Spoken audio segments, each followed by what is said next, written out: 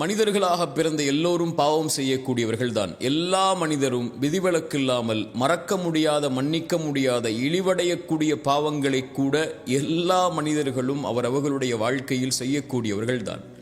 ஆனால் அந்த பாவத்திலிருந்து விலகி தன்னை மீட்டெடுத்து நற்பாதையில் தன்னை ஆக்கிக் கொண்டு இறைவனிடத்திலே வந்தவர்கள்தான் சிறந்தவர்கள் என்று இறைத்தூதர் சொன்னார்கள்.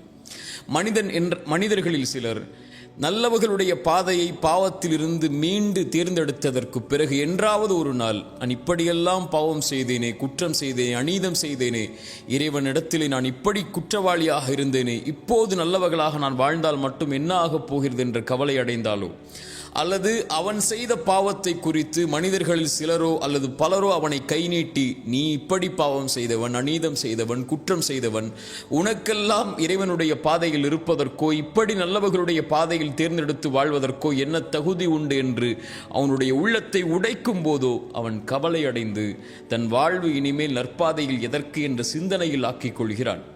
இறை நம்பிக்கை கொண்டவன் கடந்த காலத்தில் செய்த பாவத்திலிருந்து மீண்டதற்கு பிறகு ஒருபோதும் அதை குறித்து கவலையடைய வேண்டிய அவசியமில்லை. இறைமறை சொல்கிறது, வல்லதீன இதா ஃபஅலு ஃபாஹிஷதன் அவ் ஸலமு அன்ஃபுஸஹும் ஸக்கருல்லாஹ். ஒரு அடியான் நல்லவராக வாழ்வான், அவன் ஒரு நாள் மானக்கிடான செயலை செய்வான் அல்லது அநீதம் செய்வான் தனக்குத்தானே.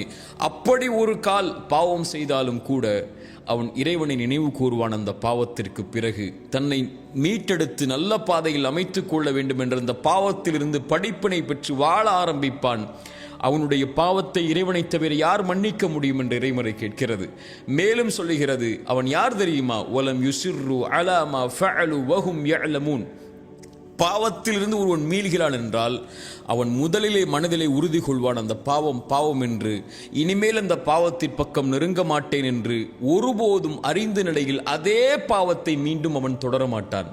இப்படி நற்பாதையில் இருக்கக்கூடிய எவரும் கடந்த கால பாவத்தை குறித்து கவலையடைய வேண்டிய அவசியமில்லை. ஏனென்றால் அவர் செய்த பாவமே அவருடைய வாழ்வில் இல்லை முன்னால்.